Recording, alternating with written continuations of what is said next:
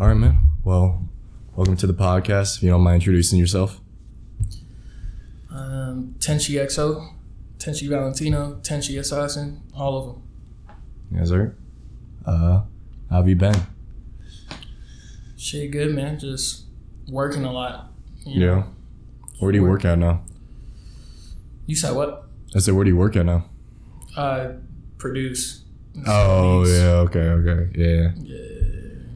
Is there anything you wanna shout out before we get into the topics we have today?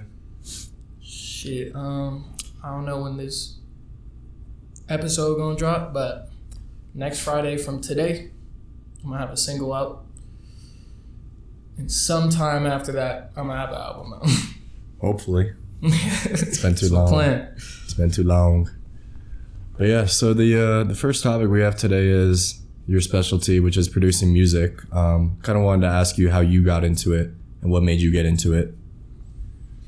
Yeah, I started with rapping. I've been rapping since I was like 8, Mm-hmm. you know, and when I finally started making music when I was like 16, I had a problem where, like, you know how you go on YouTube to like find beats and shit, right? I couldn't find no beats that I wanted. Mm-hmm.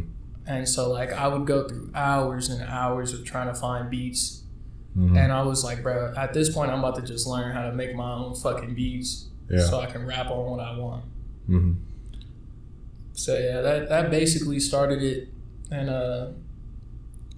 I was shit at first. I mean, that makes sense.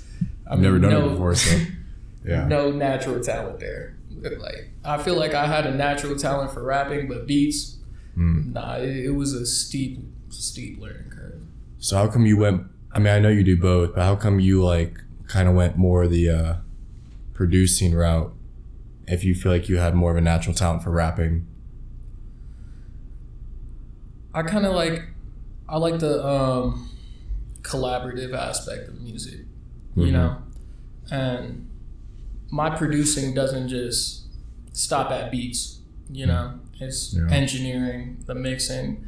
I mean, I write for people a lot of the time, you know? Like, my producing is pretty extensive, and I just like that back and forth of ideas to create one thing.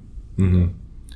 So you were saying that you weren't feeling any like those YouTube beats. What were you looking for specifically in like the beats that you like versus what you weren't getting off YouTube at the time? All of them felt like cheap in a way, you know? Like, obviously they had to be, because they had to apply to a wide range of people, you know, and they were never personalized.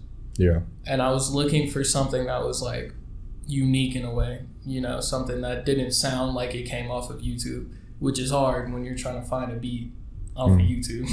Mm-hmm. That makes sense. Talk about your process of like producing, what that entails, what that looks like for you specifically. Yeah, so it's kind of a different process, whether I'm doing a beat for myself or somebody else.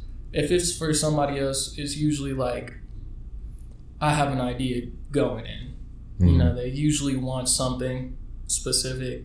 Yeah. And I already have a straightforward idea. Like, if it's a sample beat for Lavi or like a Philly beat for Kel, you know, I have a direction. But when it's producing for myself, it usually, like, I always start with a bass. Always. And I just pick whatever bass sound I'm feeling at that time, whether that's an analog bass, an acoustic bass, whatever it is. And I play a little something, and whatever I feel like is going to fit into that, I just add and add and add until it becomes something. You know, I'm not really aiming for a certain genre when I produce for myself. Okay. So you were talking about like with producing for others. What about for yourself? Kind of what's your process with that? Just... Is it pretty similar, or is there like some pretty big differences? You know, just making something that I haven't made before is always my goal. You know, like if I start a beat and it starts to sound pretty similar to something I've made before, I'll scrap the shit. Yeah. Because it's like I'm not really looking for repetition. That's the hardest part of producing for yourself, because you're only gonna have your ideas. Yeah. You know, and those ideas naturally are gonna recycle. Do you ever suffer from that, like repetition, like making repetitive beats? 100%. I mean, I beat block often because I'm making so many beats all the time. So like, once you get into like a groove of something, you know, that's what your mind sticks to for a while. And it's like, how can I stick on that groove but still make it different enough? You know, like if I'm making a house beat, and I'm just on house beats for that time, how can I make sure that the next house beat I make is it like a direct replica of the last one? And if it is, I'll delete that shit and nobody will ever hear it. Yeah. How often are you making beats? I go up and down. You know. Money's running tight. 5 beats a day. Oh shit, okay. You know, if I'm doing good and I can chill for a minute and I don't have any of my group members that need beats or anything, I probably make a beat a day. Okay. That's still good though, you're staying consistent with it, at least one every day. Yeah, for sure. What are your favorite parts of producing / engineering in that whole process? When you finally get that idea out, you know? Out of your head, yeah. Yeah, like you got an idea in your head and it's been stuck in your head for all fucking day, and you finally find a way to perfectly articulate that. That's the best feeling in the world. I mean, I really love the whole process of making a beat, but that final, when it's done, that shit is like the most amazing feeling ever, because you're like, you made that. You know, like 100%. It's not technical, it's not mathematical, you know, that's pure human creativity. That shit is a wonderful thing. That was really cool to hear. I didn't even know or think of it like that. How long does it usually take you to produce a beat from like start to finish? I mean, admittedly, it depends on what I'm doing. Like, if I'm just trying to sell beats, rapid fire, bro, I can come out with a good beat in 15 minutes. Okay. You know, but if I'm really trying to make something worth making, that shit could take anywhere between 30 minutes, an hour, 2 hours, 3 hours. I might start the beat, finish it the next day.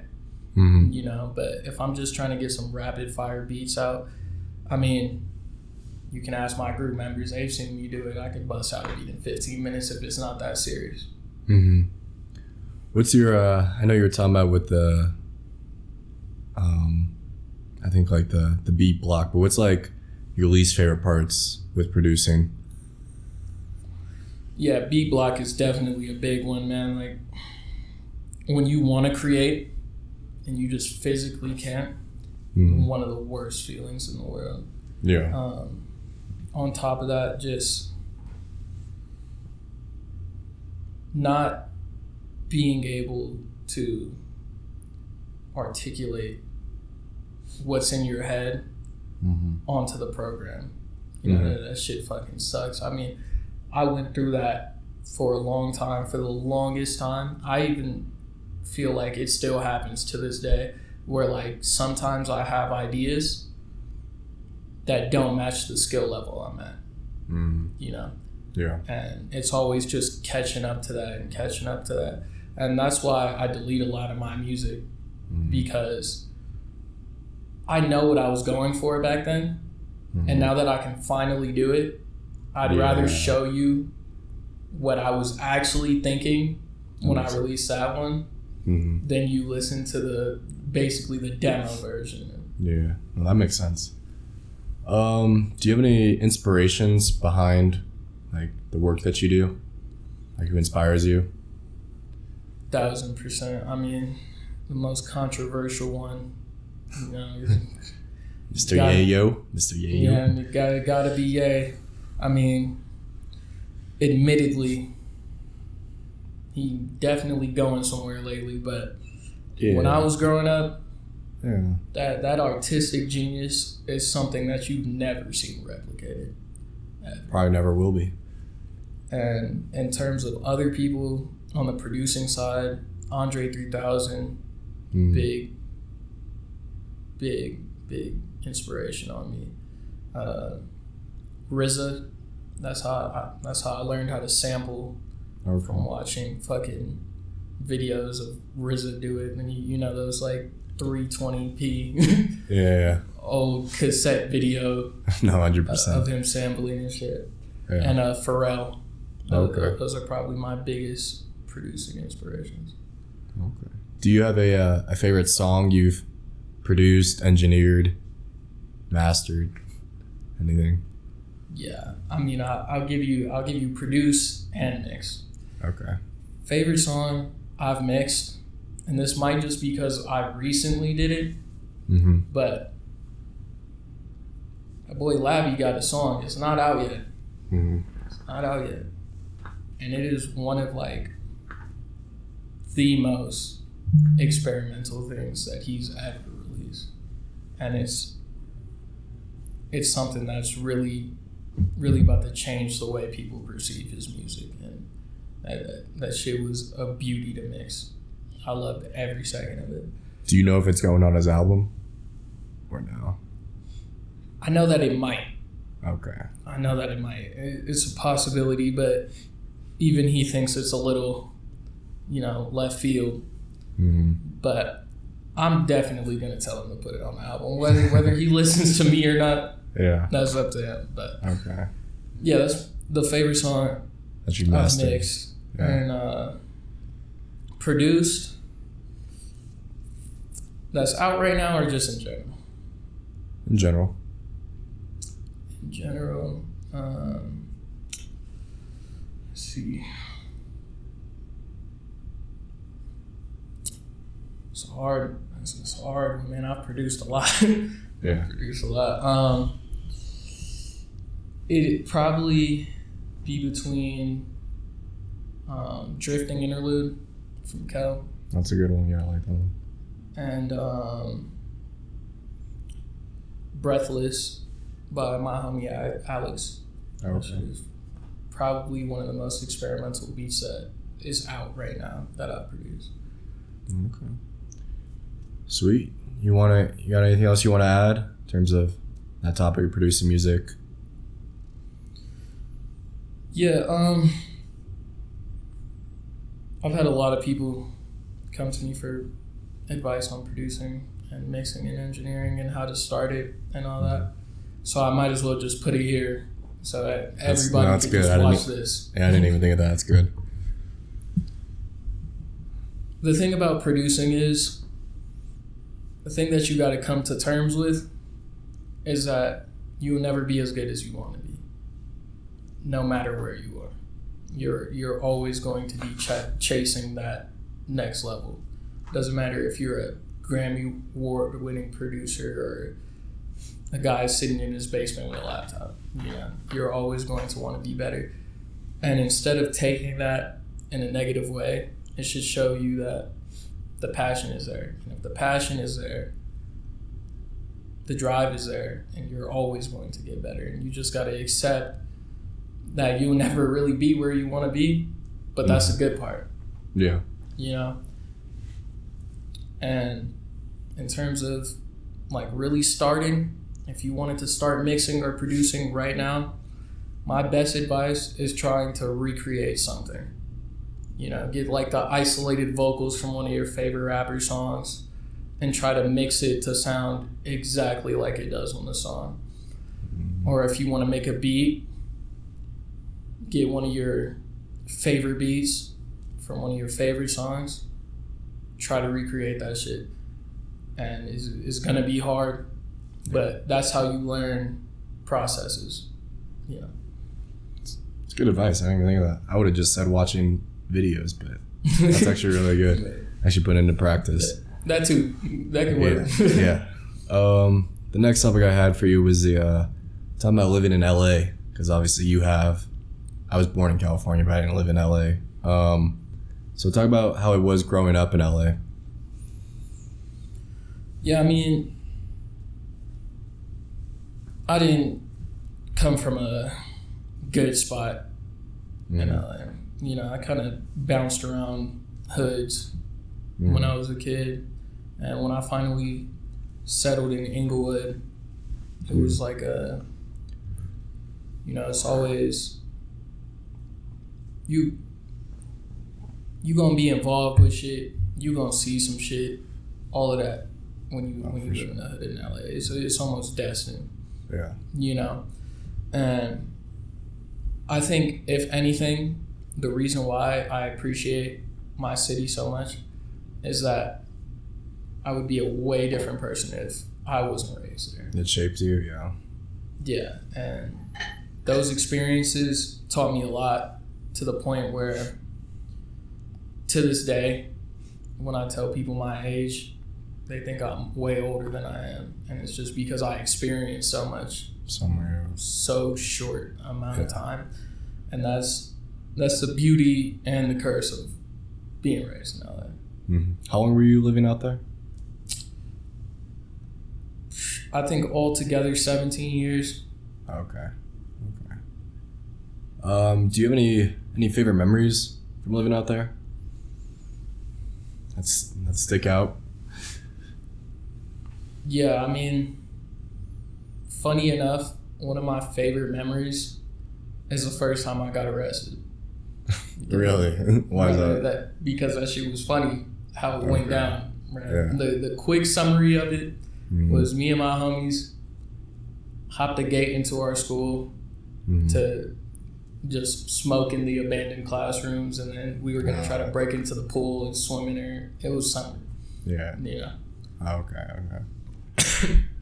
And there was like some skaters outside that also jumped the gate, and somebody called the police on them. So the cops came, and we all smoking in the classroom, whatever. One of my homies, he's actually a producer now, fire producer. Shout out my nigga Kamani. But he like saw the cops, and I guess he thought they were there for us, so he just screamed cops. And they like turned towards us, bro. We all dipped off, running away.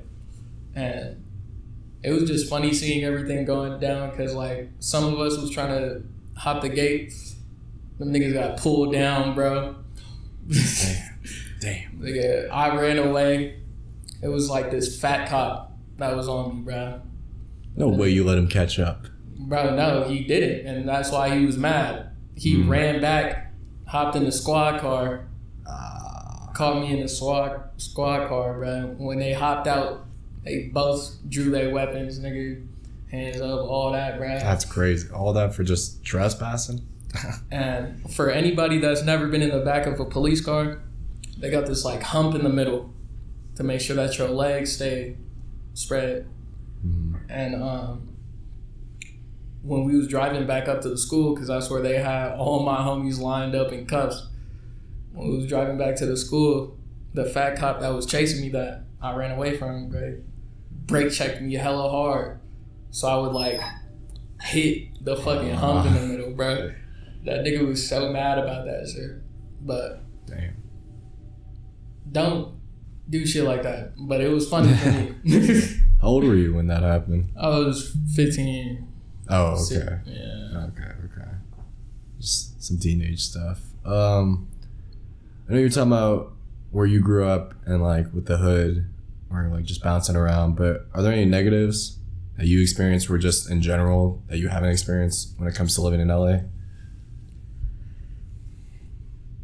I feel like the one biggest downside of living in LA, if you not rich and you in the hood, is that a lot of the times, bro, the homies you gonna make are just by coincidence affiliated. You feel me? And in turn, you probably gonna fall into that shit, get affiliated to, and now you just in the game. You don't even know what that means. Yeah. You know, and nigga, the gang wars ain't as bad as it used to be now. Mm-hmm. They got better, but nigga, you see a lot of shit in situations like that. You feel me? Like I've seen a lot of shit. I've been in a lot of shit. Yeah. You know, and I don't want to say it's just a product of environment, but evidently that plays a role in it. You know? Mm-hmm. Oh, for sure. Did you ever get affiliated at all? This nigga acting like Vlad TV. You don't gotta answer. You don't gotta answer. Hey, bro. Keep that off record then. Shout out my blooders out there, bro. At the end of the day, I'm a good kid. You feel me? I just happen to know a couple of the red ones. I'm not associated with that. Compare living in LA to living in Colorado.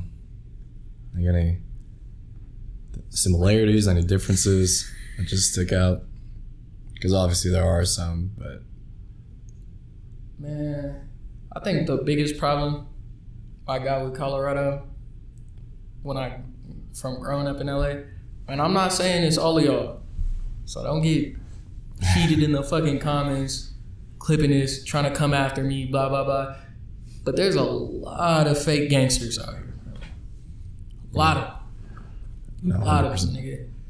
And when you grew up with, friends with, affiliated with real gangsters, nigga, you see it's obvious. That's not even a hot take. It is obvious. It's obvious, bro. A lot of these niggas is fake claimers, fake bangers, fake gangsters.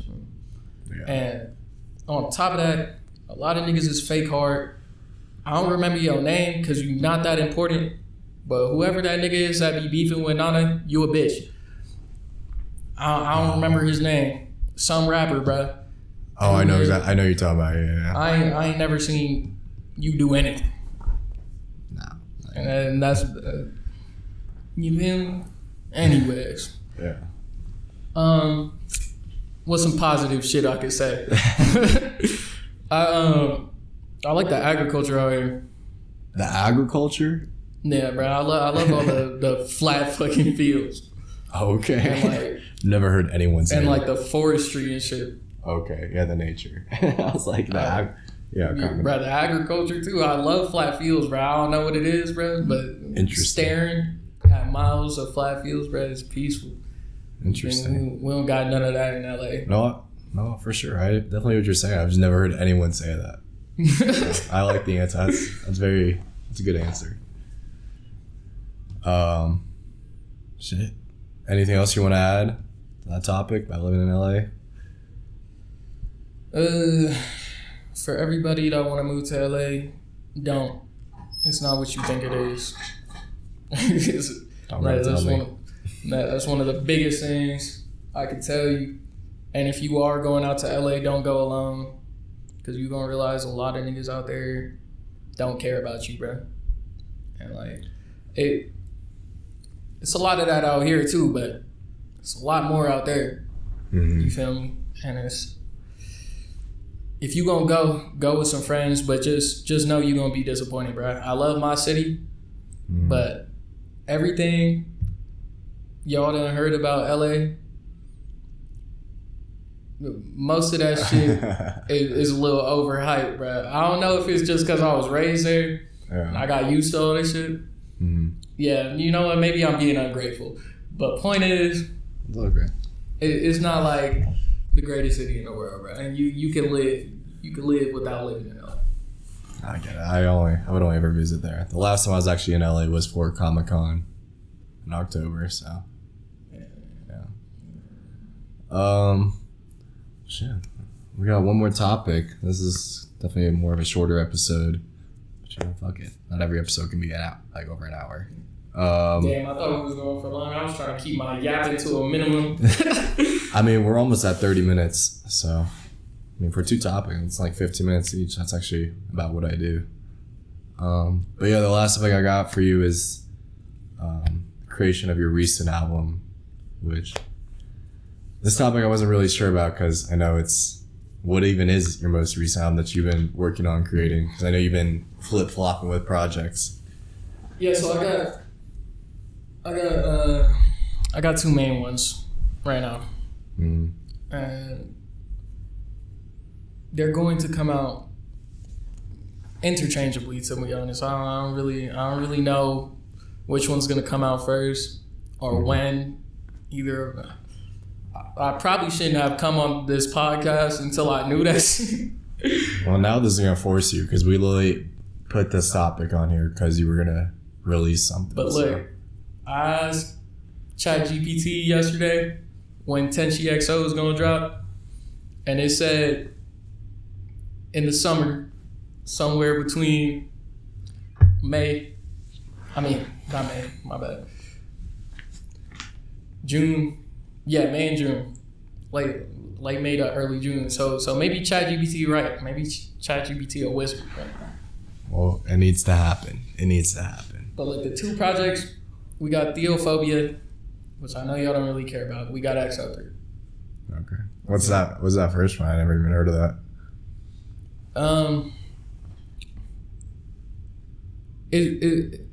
It's what I consider my real music. You feel me?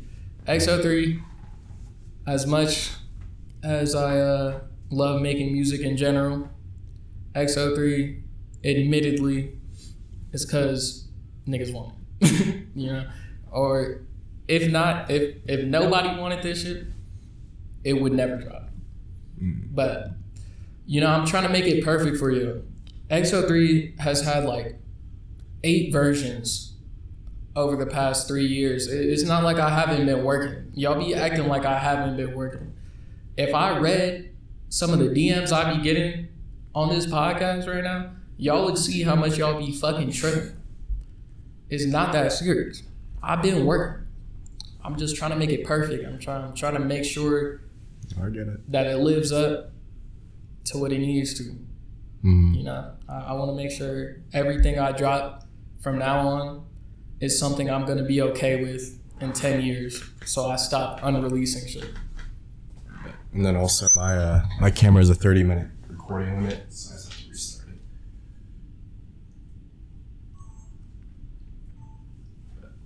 All right, now we're back. All right, continue. We're back. Point is, it's coming. I'm making sure it's perfect for y'all. That's really what it's about, right? Y'all don't want no bullshit. That is true. Y'all don't want 30 songs of bullshit after 4 years, do you? I speak for the audience when we do not, but it needs to be released. It's meant to. I can tell you that it's almost done. Okay, good. It's almost done. I've brought on another producer and mastering engineer so I can have other ideas That's good. that aren't mine. Yeah. So it could truly be different.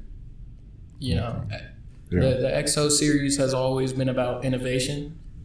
So I'm going to innovate on this one. Just make sure, you know, it's going to have some of the classic shit that you want, but it's definitely going to have some shit that push the boundaries a little bit, you know. No complaints there. Are there any inspirations behind both of those projects? Without giving out too much,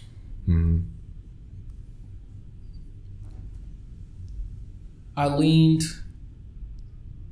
a lot into the roots of what I started with. You know, when I started making music, it was very electronic, you know, and I've been done that shit for a long while. So it's going back to that, and in terms of inspirations, I mean, too many to count, but I could cite 2 albums that's really been probably the most influential on at least theophobia. Mm-hmm. And that would be Ye, Kanye, obviously. Yep. And then the Crystal Castles tape. Which one? First one. Oh, okay. And yeah, that's biggest influences for sure, especially on the That makes it even more exciting. producing side. Yeah. Taking a lot of risks with this one. People are either gonna love this one or hate it. You know. That's how it always goes in music, though. Either you're gonna love it or hate it. I don't know, bro. Like a lot of pop music be like, it's okay. You know, like you wouldn't mind too hard if you like walked into a coffee shop and you heard Sabrina Carpenter. You know. Yeah, but it's made for that though. It's built for that. It's like built to be like catchy and commercial, I feel like. And I would say that these albums are probably the most pop forward that I've ever made, but they're not basic pop. You know, it's gonna be some shit you're either gonna love or hate. Come on, man. Come on, man. Drop it. Man, I'm trying. Hey, just know, after XO3 comes out, I'm gonna be dropping a lot. I got a lot of shit in my vault, bro. I got 800 recent songs. I got a lot in my vault. Wow. It's- I'm sticking. You feel me? All the time, y'all say I don't drop, you gonna get annoyed because I'm gonna start dropping every week. That's okay. I'm about to flood the gates and disappear. Well, then we'd be back to even from what you should have been released. Yeah, that's probably true. What do you love about each project? Like your favorite aspects of each of them? I like the thematics of theophobia. Mm-hmm. You know, it taps into some shit that's gonna make you think a little bit, you know? But it's hidden behind these big electronic beats, you know? And it's like, it's going to be something where it's going to be easy to listen to, but it's also going to have substance when you look into it. You know, every single song lines up with each other. It's a very strong theme on theophobia. Mm-hmm. And XO3, I think my favorite part about that album is that it's finally now something that I feel like I finally got the balance of, you know, the mindless songs that I can make in 30 minutes. Yeah. That sound good. I'm not bullshitting them. It's just, No, it just You speaks to the talent that you're able to do it that quick. and then the songs that take hours of craftsmanship, Mm-hmm. you know. And shout out my nigga Kwaku. He's helping me with XO3 to make sure y'all aren't disappointed. That's good. And That's good. yeah, we about to get that out soon. Sweet, man. I should have probably brought this up first, but as much as you can say, talk about kind of like the process behind making each one. I know XO3 has been years in the making, but Yeah, I went back recently to see how long it's really been.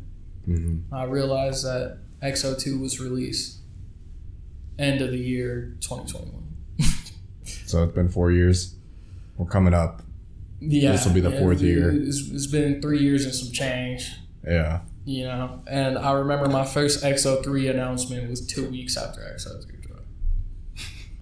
And then I had another announcement a couple months after that, and then a couple months after that, you know, just. Did you ever come close to like releasing at any of those points, or was it always just like announcements, like, and you're like, no, I'm just gonna scrap it, or no, I don't like it. No, I need to add something. the first version of XO3 and the last version before this final version were the two closest to dropping. Because the first version, I was really like, I really made that shit before XO2 even came out. So I had it ready to just drop. But then I realized that I wanted to challenge myself a lot more. I had to just step back and get in the lab, you know, and just not worry about dropping, just worrying about getting better. You know, and the version before this final version, that shit was pretty close to dropping because I was that's when I started getting over it. I was like, bro, like I'm about to just drop some shit, and that's actually his favorite version. What is? It's his favorite version. Oh, his favorite version. Oh, yeah. This one that you just made, or not the one before. Before that, because it's a lot. I was clip farming. I'm not gonna lie. A lot of those songs were clip farmed as hell. Okay. Like I just made melodic ass beats and made catchy hooks, and I was like, this will get him. I mean, sometimes what works, but yeah, if you want to actually put some real effort into it, I can understand that. Yeah, I realized I wanted some real substance, so I started working on the final version. But yeah, it's been close to coming out a couple times. I mean, one time it was even submitted and sent out to stores, and then I pulled it back. So it's been pretty close. And what was the original question? The process behind making each of those projects. Yeah, and then Theophobia was made in 2 days. It was 8 tracks. Okay. It's 8 tracks on there. There might be 10 when it comes out, but I feel like I completed the story with those 8 tracks, so it's probably just gonna be 8. Maybe it could be a deluxe. Yeah, I mean, shit, that too. The other 2. Yeah, that too. But yeah, that one was made in 2 days off of pure just like creative drive. Like I had a spark, and I didn't sleep until I felt the spark fade. You know, and there's plenty of shit on that tape. Without saying too much, think of an EDM genre, it's probably on that tape. Okay. Have we heard any, or have I heard any of it? Or have these all been like new tracks that you haven't even leaked yet? Yeah, honestly, I think you might have heard 2 of them that one night that I was showing you some EDM shit. I think you had it. Fucking fly, bro. I think you heard about 2 of them bitches for sure. Okay. Yeah, and the one you really liked that night, that one's on there. Sweet. Shit. Is there anything else you want to add to this last topic?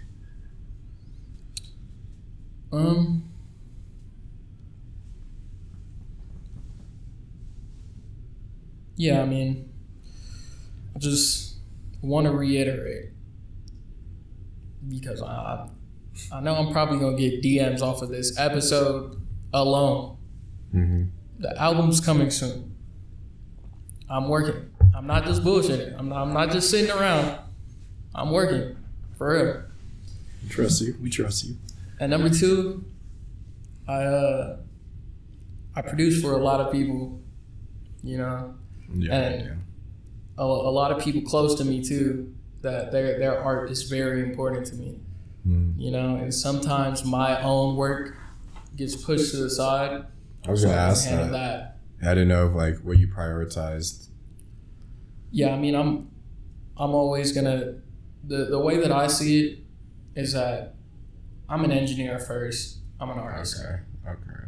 You know, I love my music, but my goal isn't even to become a big famous artist. Really, I want to stay in the background and then just do my shit. You feel me?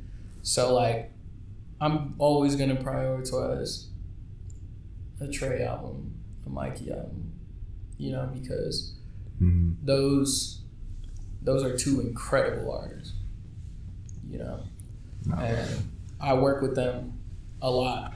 And because of that, you know, if they hit me up for something they really need and it needs to be done soon, I'm going to stop whatever I'm working on.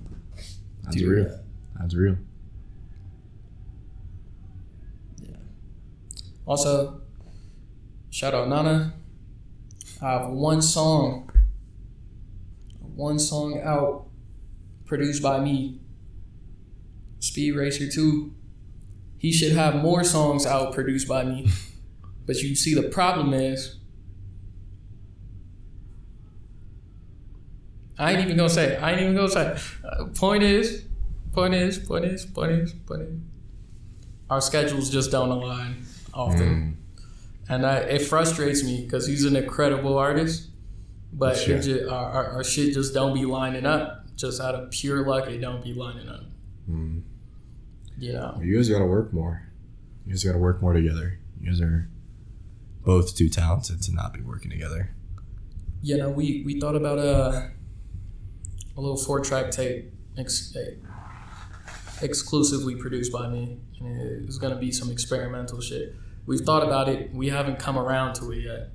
I think Nana works really well with experimental stuff. Yeah, no, for sure. He knows how to bring a melody to anything. You know. Also, shout out my nigga VT. The fucking AC went on. But luckily, we're at the end of the episode, so whatever. Shout out my nigga VT. He out in London right now. Yeah, he is still in London. Yeah. Doing British things. And incredible artist. We were supposed to start a collab tape. Schedules didn't align. You know what I mean? That man's all the way out in London. Yeah. It happens. It happens, you know, but he doing his thing. Shout out SK Worldwide.